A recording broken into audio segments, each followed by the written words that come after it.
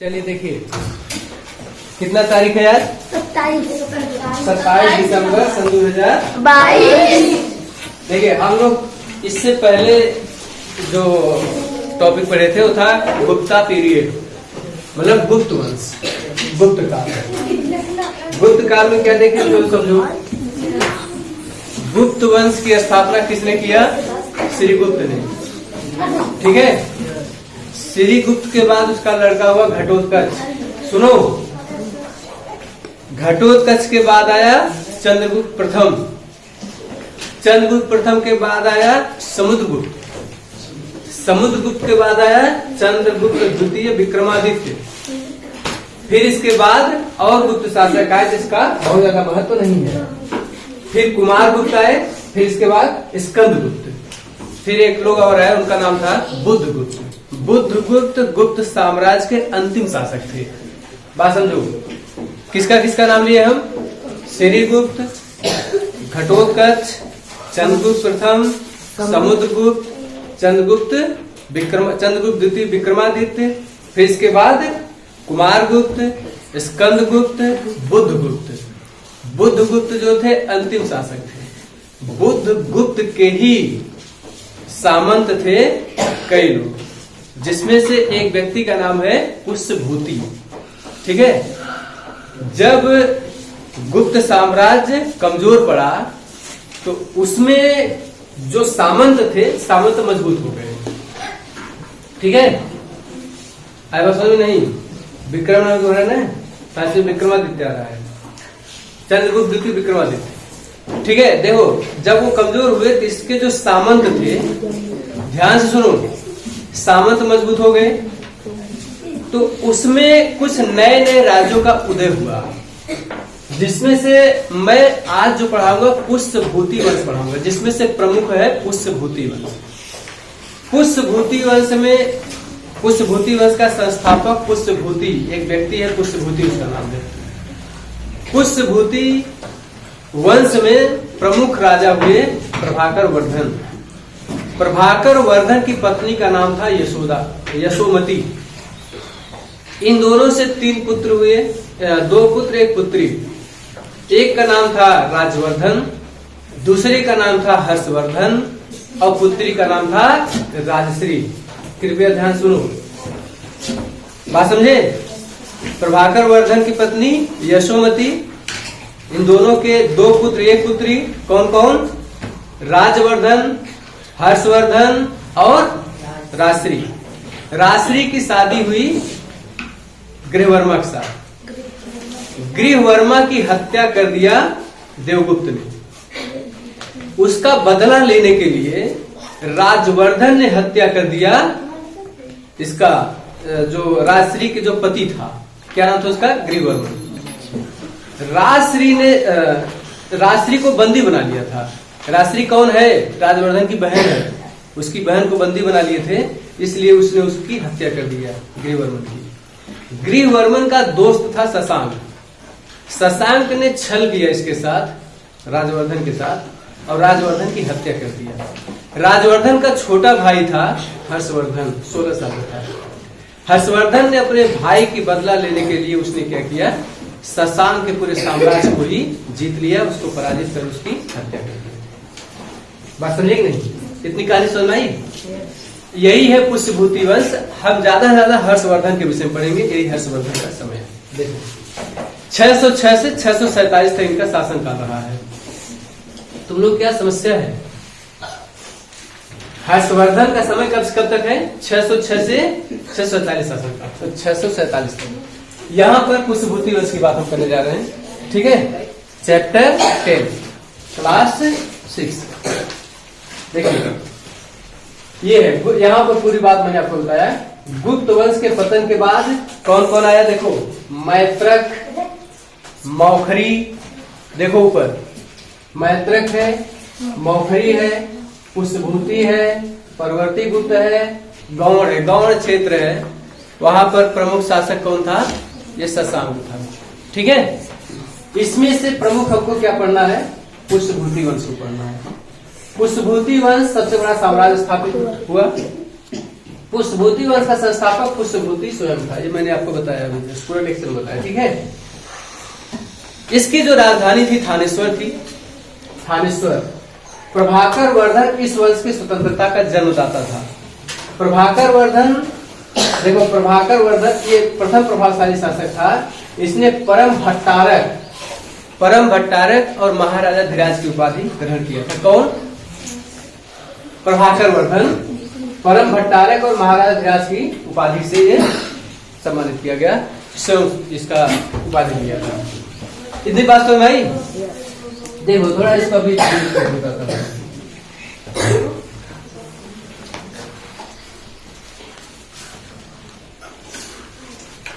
Chapter 10 है ना। देखो मैंने आपको पुष्पभूति वंश की बात बताया, इधर देखो बोर्ड पर पुष्पभूति वंश।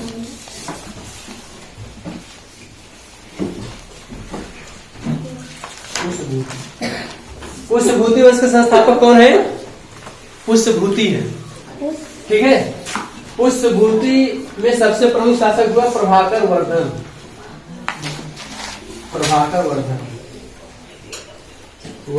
प्रभाकर वर्धन के दो लड़के थे, कौन कौन? राजश्री इसकी पुत्री थी, राजवर्धन और हर्षवर्धन। उसकी पुत्री का नाम था राजश्री की शादी हुई गृहवर्मन के साथ। ये देखो, अब तुमको पूरी कहानी बताता हूँ। देखो राजवर्धन, हर्षवर्धन और राजश्री की शादी किससे हुई? इसकी पत्नी का नाम है यशोमती। ध्यान समझो, इसकी शादी हुई गृहवर्मन के साथ। गृहवर्मन या गृहवर्मा इसे कहा जाता है। गृहवर्मा की हत्या कर दिया देवगुप्त ने, ठीक है। देखो अब गृहवर्मन कौन होगा? इन दोनों का बहनोई होगा ना, क्योंकि इसकी बहन है राजश्री, ठीक है। राजवर्धन और हर्षवर्धन की बहन कौन है? राजश्री है। राजश्री का पति है गृहवर्मन। जब गृहवर्मन की हत्या देवगुप्त ने कर दिया, अब बताओ, इन दोनों को बहनोई है गृहवर्मन। जब इसकी हत्या ये देवगुप्त कर देगा, देवगुप्त से लोग खुश होंगे? नहीं, नाराज होंगे। देवगुप्त की हत्या राजवर्धन कर दिया, ठीक है। राजवर्धन इसको दौड़ा के मार दिया। जब देवगुप्त की हत्या राजवर्धन ने कर दिया, तो इसका दोस्त है शशांक, ठीक। शशांक इसका दोस्त है। शशांक ने अब राजवर्धन की हत्या के लिए प्रण कर लिया, इसकी हत्या मैं करूंगा। राजवर्धन इसके दोस्त की हत्या कर दिया ना। शशांक का दोस्त है देवगुप्त ने, और देवगुप्त की हत्या राजवर्धन ने कर दिया। अब क्यों किया था? क्योंकि देवगुप्त ने इसके बहनोई को मार डाला था। अब बात समझ आई? ठीक है। अब देखो शशांक क्या करेगा? अपने दोस्त की हत्या का बदला लेगा। शशांक ने हत्या कर दिया राजवर्धन की। अब इसका छोटा भाई है हर्षवर्धन। अब ये क्या करेगा? इनको मारेगा, समझे। शशांक का जो क्षेत्र है वो कन्नौज है। कन्नौज वाले क्षेत्र पर हर्षवर्धन मात्र 16 साल का था, उसमें छोटा 16 साल। तुम लोग कितने साल? 13 वर्ष के हो गए। 13 वर्ष के बाद 13 वर्ष में 3 साल और जोड़ दो, बस इतने बड़ा था जो ये शासक बना था, ठीक है। ऊपर देखो बोर्ड पर। अब शशांक अब ये अपने भाई की हत्या का बदला लेगा। शशांक का राज पूरा जीत लेगा, इसको मार के भगा देगा वहां से, समझे। हर्षवर्धन क्या किया? इसको पराजित कर दिया। उसी हर्षवर्धन के विषय में आज हम लोग पढ़ेंगे। बात समझ आई? देखिए यहां तक किसी को दिक्कत है?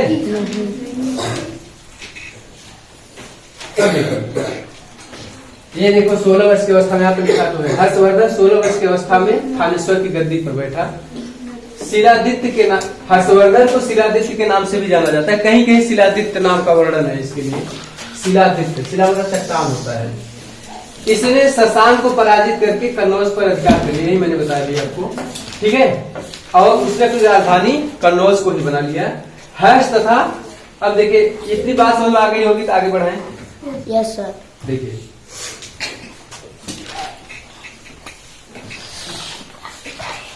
इतिहास में ऐसा होता है जी, चिंता मत करो। उसके हत्या वो करेगा, उसके हत्या वो करेगा। देखो हर्ष ने क्या किया, शशांक की हत्या कर दिया। शशांक, ये शशांक को जानते हो? शशांक कौन है? शशांक बौद्ध धर्म का बहुत बड़ा विरोधी था, बहुत जलता था बौद्ध धर्म से। शशांक कहता था ऐसा क्या है, बिहार में एक पीपल है, उसी पीपल के नीचे जाकर के लोग बैठ जाते हैं तो सबको ज्ञान मिल जाता है। जरा चलते हैं वो पेड़ देखते हैं कहाँ है। गया बिहार में, देखा जाए पीपल का पेड़ है, गया कटवा दिया शशांक। ये जाएगा, ये बोधि वृक्ष है जहाँ भगवान बुद्ध को ज्ञान की प्राप्ति हुई थी, बोधि वृक्ष। ये गया जाकर के इस पेड़ को कटवा दिया। और फिर ये पेड़ कहाँ से फिर आया, वहां पर अभी है वहां पर पेड़। मैं कल्ला कहाँ से दिखेगा, मैं बता रहा हूँ शांत। अशोक सम्राट को जानते हो? यस सर जी। सम्राट अशोक क्या किए थे? सर जी इनकी एक बेटी थी संघमित्रा और एक पुत्र था महेंद्र, और भी थे लेकिन ये दोनों का नाम मैं ले रहा हूँ।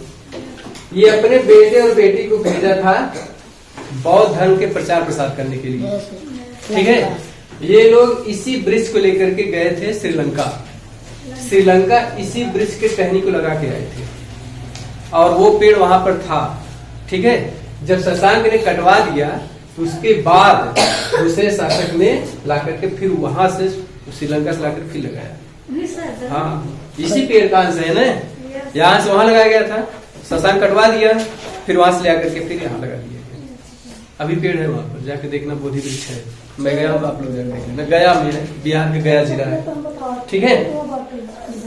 कभी देखो ऐसा नहीं है कि जैसे मान लो मैं पढ़ा रहा हूँ, ठीक, कोई बहुत जले मुझसे, क्या ही पढ़ा रहा है मतवार के लड़किया की, इसको मार डालो। मुझे मार डाले, मेरे विचारों थोड़ी मार सकते हो, मेरा स्थान कोई और आएगा पढ़ाएगा, समझे। उसी तरह से यहाँ पर भी पेड़ों को काट दिया गया, लेकिन पेड़ खत्म थोड़ी ना होगा, फिर दूसरी जगह से पेड़ लगा दिया गया। शशांक तो चले गए, समझे, शशांक को मार भगा दिया कौन? हर्ष। और फिर इसके बाद कन्नौज पर क्या कर लिया, अधिकार कर लिया।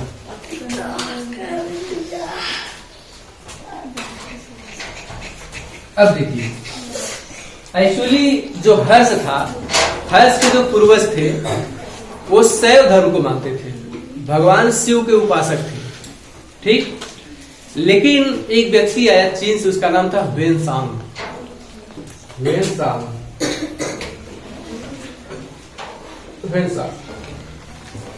वेनसांग आया हर्ष के दरबार में, ठीक है।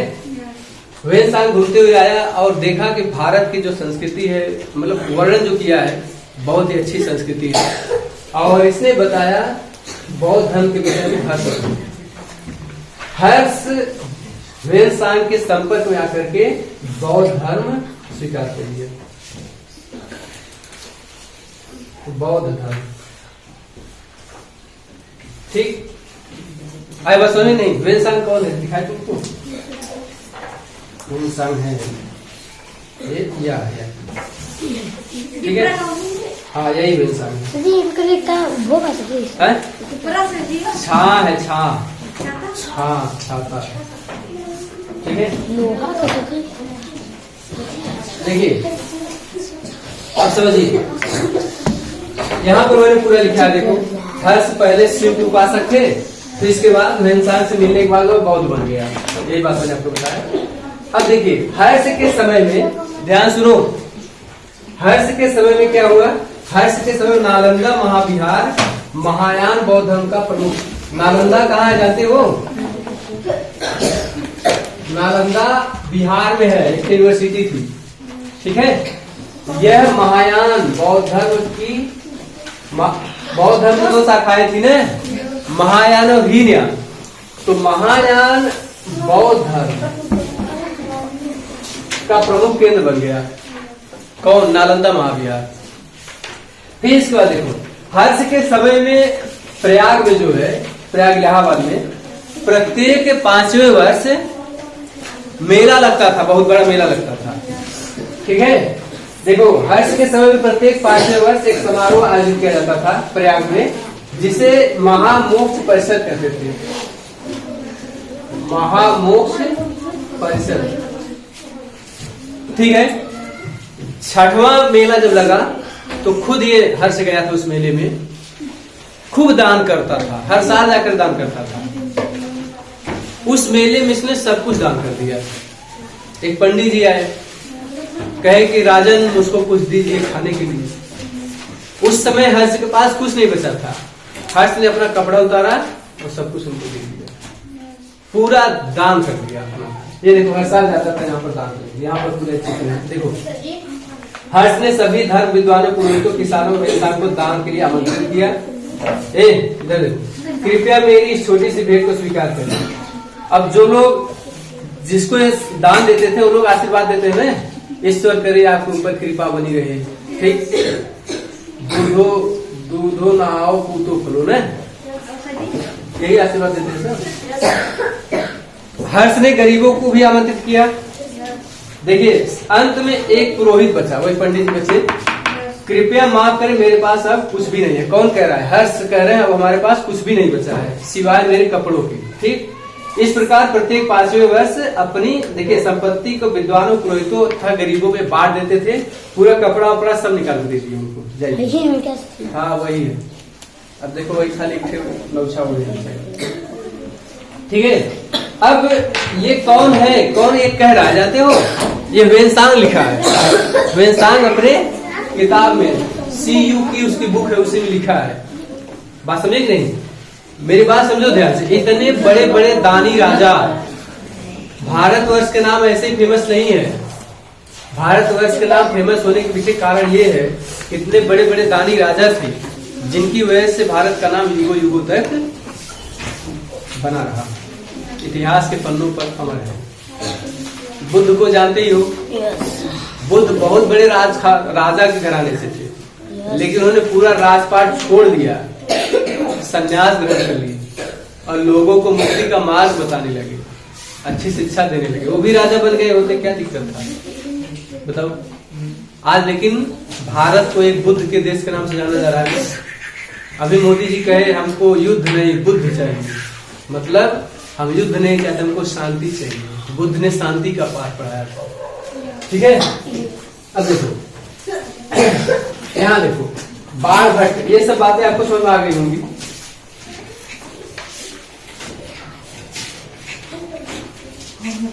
देखिए बाण भट्ट ने क्या किया? बाण भट्ट के दरबारी कवि बाण भट्ट, सुनो, हर्ष के दरबारी कवि थे बाण भट्ट। ठीक, एक रचना है हर्षचरित और कादंबरी। इसकी रचना किसने किया है? बाण भट्ट ने किया है। हर्ष के गुरु कौन थे? भर्चु। हर्ष के गुरु भर्चु थे।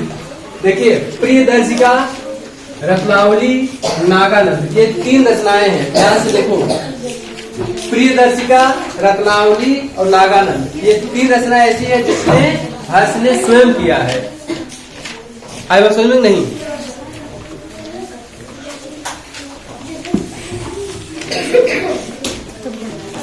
क्या हुआ? कोई दिक्कत है तुम लोगों को? देखिए एक व्यक्ति था, वो इनके दरबार में रहता था। ऐसा माना जाता है कि उन्होंने ही ये रचना किया था, परंतु इसमें कितनी सच्चाई है कोई नहीं जानता है। ठीक है, जो लिखा है वही सब जानते हैं। हर्ष को भारत का अंतिम हिंदू सम्राट कहा जाता है। देखो भले ही कहा गया है हिंदू सम्राट, लेकिन हर्ष न तो कट्टर हिंदू था और न ही पूरे भारत का सम्राट था। हर्ष का जो शासन क्षेत्र है, कश्मीर के राजा को हराया था। वो कश्मीर के राजा को हरा करके उसने क्या किया? बुद्ध के जो दंत अवशेष थे उनको जीत लिया था। 1 मिनट थोड़ा रुकिए।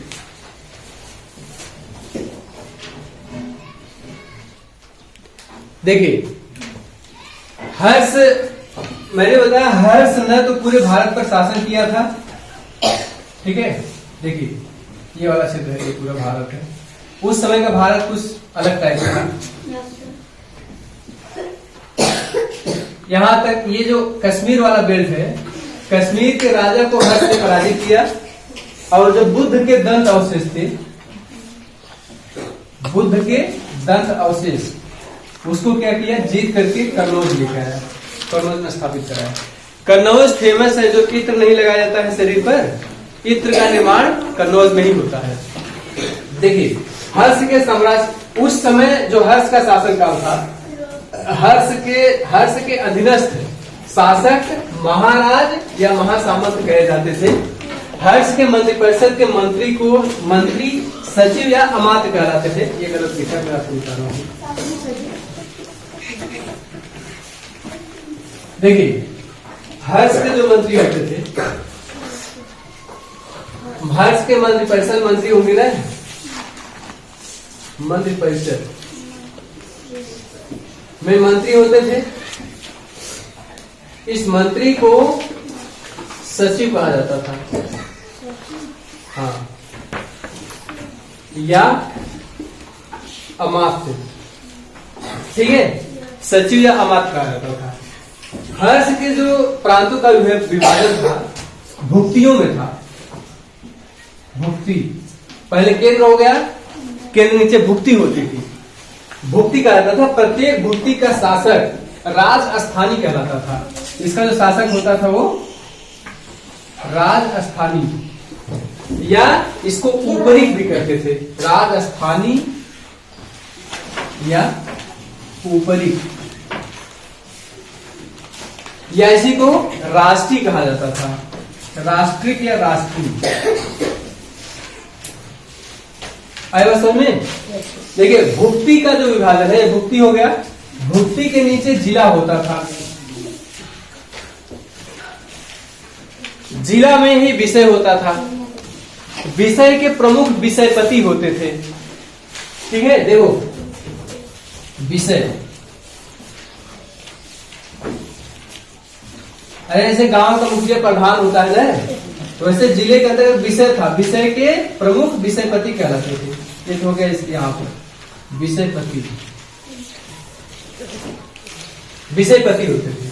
अब देखिए इसके नीचे क्या होगा, इसके नीचे होता था तहसील, जिसको हम पाठक कहते हैं। पाठक, पाठक मतलब तहसील। आज का जो तहसील पहले पाठक कहलाता था। ये क्या है सर, ये हर्ष के शासन काल में उनके राज क्षेत्र है सर, तहसील। फिर देखिए ग्राम, इसके नीचे तहसील नीचे क्या होता था, गांव होता था, गांव या ग्राम, ठीक है। इसको चार्ट ऐसे बना लो, हाँ। हर्ष के मंत्रिपरिषद को क्या सचिव या अमात्य कहा जाता था, उसके नीचे भुक्ति होता था, भुक्ति नीचे जिला, जिला में जो विषय, जिला कोई विषय करते थे, विषयपति होता था। पाठक में तहसील, गांव होता था। एक चीज और है इसमें देखिएगा, गांव में जो गांव का जो पहले, जैसे आज जो प्रधान है, उनके समय में ग्राम अक्ष पटली कहलाता था, ग्राम अक्ष पटली, ग्राम अक्ष पटली होता था, ठीक है। जो आज जो प्रधान है, पहले इसको ग्राम अक्ष पटली कहते थे। दिखाई दे रहा है इसमें, देखो यहाँ पे ग्राम अक्ष पटली, ठीक है। अब देखिए यहाँ तक, अब यहाँ तक किसी को दिक्कत है? ऊपर से रेस करता फिर उतरता है।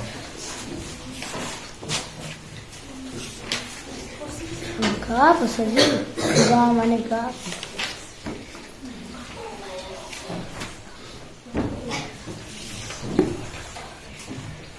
अब देखिए ग्राम अस्पष्टी, पुलिस कर्मी जो होते थे उनको क्या कहते थे, चाट या भाट।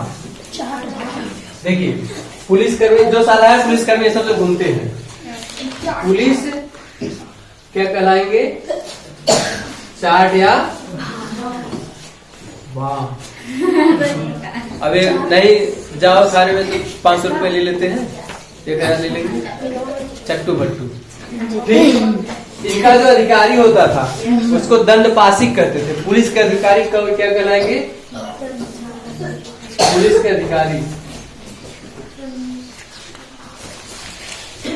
दंड पासिक,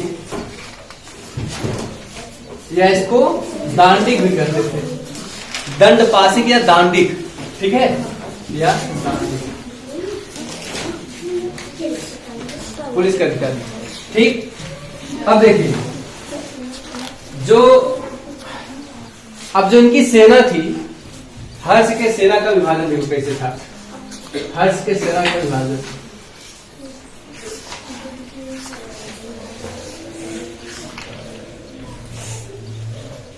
देखिए इनके सेना के विभाजन को चतुरंगड़ी सेना कहा गया है।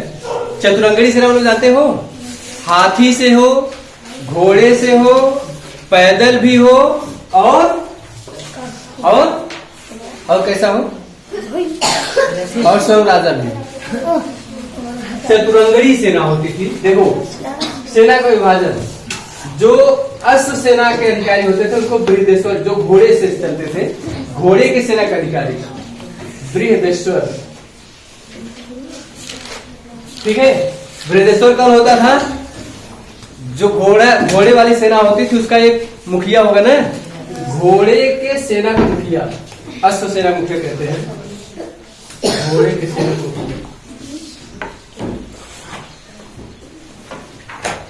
घोड़े सेना का प्रधान या मुखिया बृहदेश्वर कहा जाता था। अब बात समझ में नहीं? अब कुछ हाथी से चलती थी सेना, गज सेना जिसको कहते थे। देखिए गज सेना यहाँ पर होगा, ये देखो गज सेना, स्कंदगुप्त होता था। स्कंदगुप्त जो गज सेना का प्रमुख होता था, मतलब हाथी जो चलते थे, गज सेना के प्रमुख। ये तुम नहीं समझ पा रहे हो क्या? अरे ऐसे मान लो ये ढेर सारी हाथी है,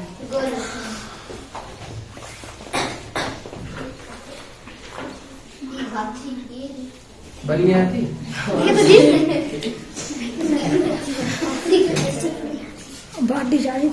ऐसा सूर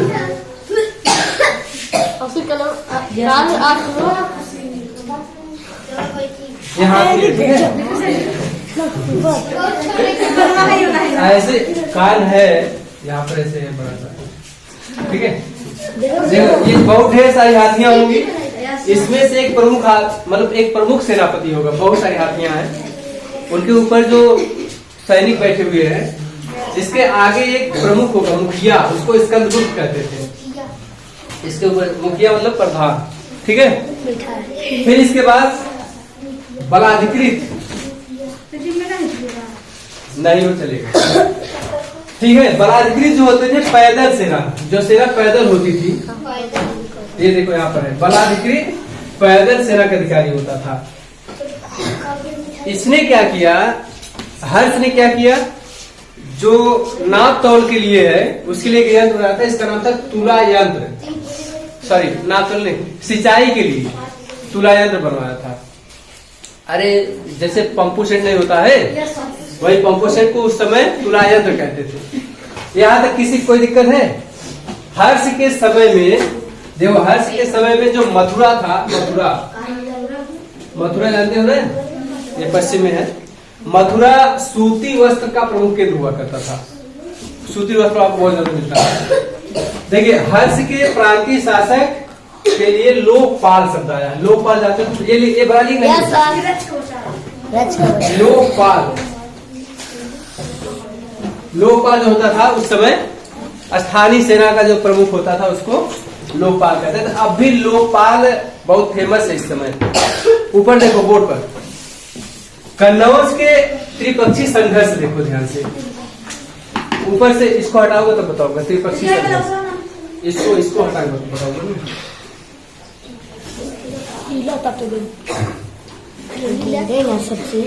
देखो त्रिपक्षी संघर्ष, पाल,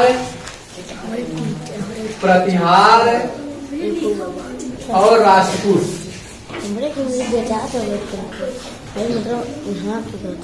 पाल, प्रतिहार और राष्ट्रकूट, ये 3 लोग हैं। पाल में एक व्यक्ति, उसका नाम है धर्मपाल।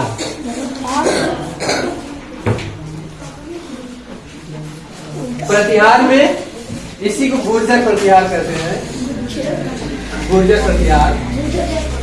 इसमें वत्सराज, वत्सराज। राजपूत में एक व्यक्ति, उसका नाम है ध्रुव। ध्यान से देखो ये क्यों हो रहा है सब। जैसे देखो अभी तुम्हारे घर में तुम्हारे पापा न हो, न पापा मम्मी न हो, भाई बहन खूब लड़ते हैं, खूब लड़ लेंगे, झगड़ा बलभर होगा, ठीक। और जब वो लोग आ जाएंगे सब सही हो जाएगा। वही हाल हुआ जब हर्ष मर गए। हर्ष के मरने के बाद धर्मपाल, वत्सराज, ध्रुव आपस में लड़ने लगे, ठीक। मुखिया रही नहीं गया जो शासन करता था। ये लोग खूब लड़े, पाल, प्रतिहार, राजपूत, इन तीनों में जीत गए गुर्जर प्रतिहार, ठीक है। अब यहाँ पर ये सब खत्म होंगे। अब गुर्जर प्रतिहार वंश आएगा। बात समझे कि नहीं? हाँ, गुर्जर जीत गए। चलो, अरे चलो मान ली तुम ही थे भाई। चलो, राजपूत, धर्मपाल, प्रतिहार, इसमें से गुर्जर विजयी हुई। इसको कहते हैं त्रिपक्षीय संघर्ष। त्रिपक्षीय संघर्ष।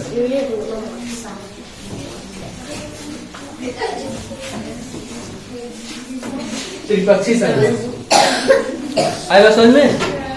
अब देखिए यहाँ है तो ये है त्रिपक्षीय संघर्ष हुआ। आएगा समझ में? नहीं। त्रिपक्षीय संघर्ष में कौन जीता? गुर्जर। अब जो गुर्जर होंगे, गुर्जर को मैं अलग से पढ़ाऊंगा। गुर्जर, राजपूत, प्रतिहार, गुर्जर प्रतिहार एक ही है, ठीक है। ये सबको मैं अलग से पढ़ाऊंगा, विशेषता बताइए। आएगा समझ में? नहीं। अभी थोड़ा सा इनके विषय जान लीजिए। अभी हर्ष के विषय और जान लीजिए। हर्ष के समय में जो प्रशासन की इकाई होती थी, मैंने भुक्ति आपको पढ़ाया, ठीक। भुक्ति बताया ना। उसके नीचे जिला या विषय, उसके नीचे तहसील जिसको पाठक कहते थे, उसके नीचे गांव, ग्राम अक्ष पटलिक उसका मुखिया होता था। यहाँ पर जो भौगिक होता था, जो भूमि होती थी, भूमि से कर बहुत ज्यादा लिया जाने लगा था। कर का प्रमुख क्षेत्र, ध्यान से इधर देखो, ऊपर देखो। भौगिक जो होता था, कर वसूलने वाला अधिकारी होता था। कर वसूलने वाले अधिकारी क्या कहते थे? भौगिक।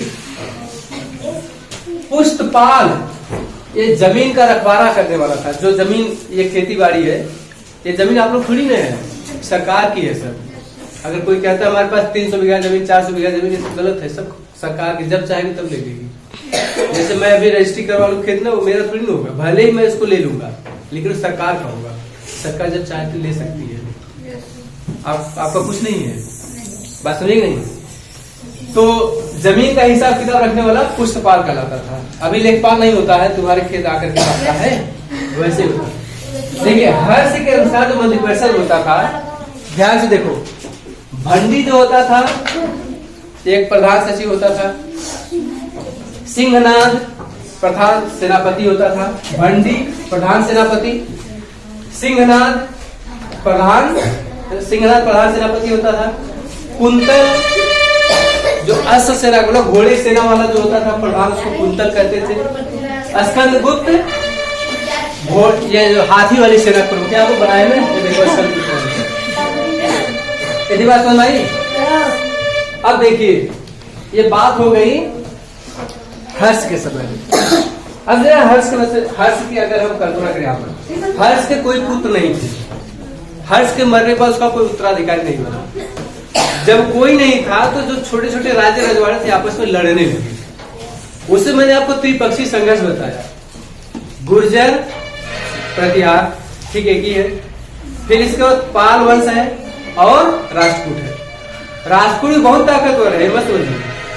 राजपूत अभी देखिए, अभी यहाँ पर पुलकेशिन का जब इसके साथ युद्ध हुआ था, हर्ष के साथ, तो पुलकेशिन से पराजित हो गया था, पुलकेशिन द्वितीय से हर्ष पराजित हो गया था। और हर्ष का उसी समय से शक्ति क्षीण होती चली गई। हर्ष के मरने के बाद संपूर्ण सेल्सियस का अंत हो गया। उसके स्थान पर कौन आए? गुर्जर प्रतिहार। फिर इसके बाद वहीं फिर धर्मपाल एक व्यक्ति था, उसका नाम था गोपाल। ठीक है, उसने क्या किया? पाल वंश की स्थापना यहाँ पर गोपाल ने किया। पाल वंश की बात करेंगे हम, प्रतिहार गुर्जर प्रतिहार वंश की बात करेंगे, फिर इसके बाद राजपूत की बात करेंगे। एक वंश है सेन वंश, ठीक है, उसमें विजय सेन की बात करते हैं, जस्ट इसके बाद ही बात करेंगे। इसको हटाएं, क्या बनाएंगे? यही फूल, ये सब पूरा बनाना है। अच्छा ठीक है, देखो जो इसको तो जानते होंगे ना? यस हाथी घोड़ा बना लीजिएगा।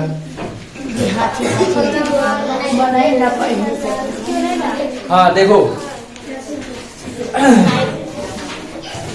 पाल वंश,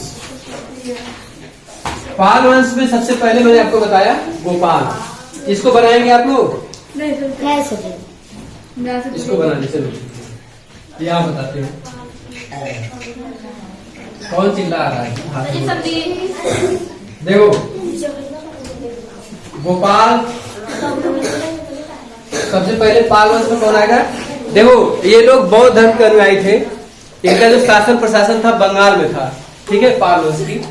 तो गोपाल हुए, ये आए 750 से 770 ईस्वी में इनका शासन रहा 20 साल तक। गोपाल के नीचे धर्मपाल, वही धर्मपाल जो लड़ रहे थे अभी गुर्जरों से, ठीक। धर्मपाल 770 से 810, ये भी बहुत ताकतवर आदमी था। 810 कितना साल हो गया? 40 साल तक शासन किया, ठीक है, ईस्वी तक। फिर इसके नीचे कौन है? देवपाल। देवपाल 810 से 850, ये भी 40 साल तक, ठीक। इनके उत्तराधिकारी ये हुए धर्मपाल, धर्मपाल के उत्तराधिकारी देवपाल। देवपाल के नीचे आएंगे महिपाल प्रथम, ठीक, महिपाल प्रथम। महिपाल प्रथम देखो बीच में गैंती आ जाएगा, यहाँ पर 978 से 1038 ईस्वी तक। कितना साल हो गया? 1038 माइनस 978, 8 में 7 गए 16, 13 में 7 गए 13 में 7 गए 6, 60 साल तक, ठीक है, महिपाल प्रथम। फिर इसके बाद रामपाल आएंगे। रामपाल जानते हो ना? यहाँ के डॉक्टर है रामपाल। 1075 से और 1120 तक इनका शासन। कितना वर्ष हो गया? 25 से हो गया 20, 45 साल तक ये थे, ठीक है। अब देखो रामपाल के बाद भी छोटे छोटे कई शासक आए, लेकिन बहुत ज्यादा ताकतवर नहीं थे। लगभग 30 वर्ष तक शासन किए इनके बाद वाले शासक, और इसके बाद उनका अंत हो गया। क्या क्या हुआ था इस बात को हम करेंगे इस पूरा वंश जब हम पढ़ेंगे तो, ठीक है, क्योंकि बहुत बड़ा लेक्चर हो जाएगा। अभी हर्ष का मैंने आपको बताया, हर्ष के विषय में जितनी बातें बताया उसमें से किसी कोई कंफ्यूजन हो पूछे, पाल वंश पढ़ाएंगे तब इन सबके विषय पूरी बात हम बताएंगे।